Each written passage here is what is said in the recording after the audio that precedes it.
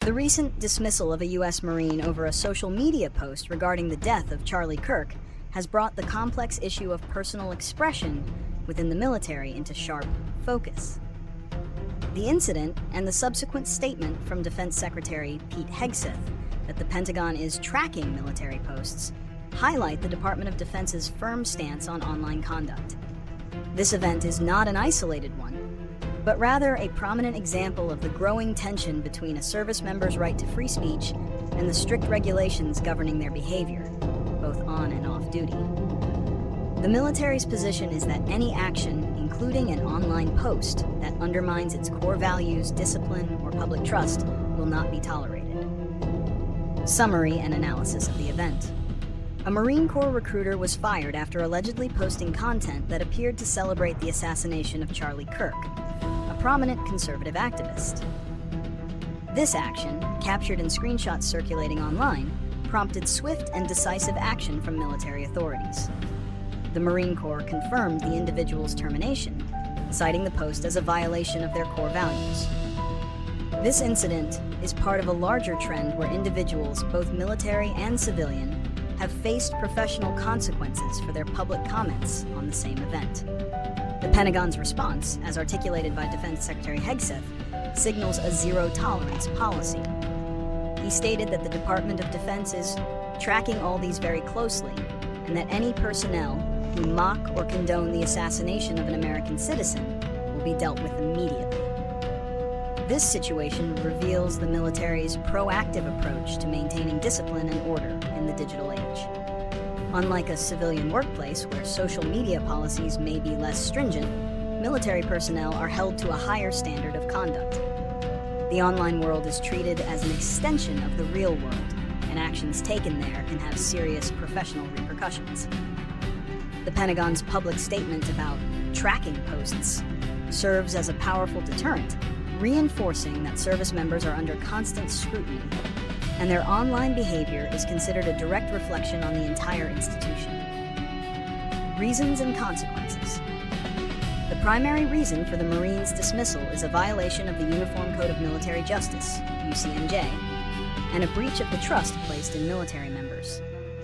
While the First Amendment protects free speech, this protection is not absolute, especially for military personnel. Their speech can be restricted if it undermines good order and discipline, harms morale, or brings discredit to the armed forces.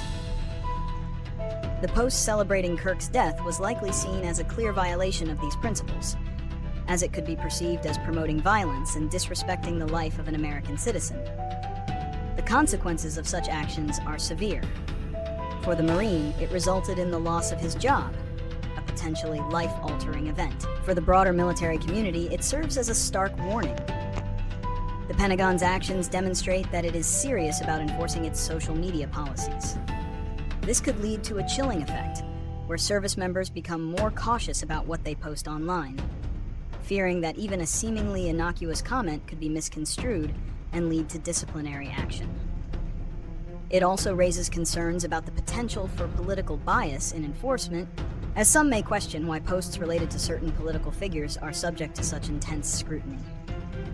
Predictions and solutions. In the future, we can expect the Pentagon to expand and refine its methods for monitoring social media. The use of advanced analytics and artificial intelligence to scan public profiles for policy violations is a likely next step. This could lead to a more automated and efficient process for identifying and addressing problematic posts. The focus will likely remain on content that promotes violence, extremism, or undermines military readiness and unit cohesion. To address the complexities of this issue, the military and its personnel can take several steps. The Department of Defense should provide clearer and more frequent training on social media policies.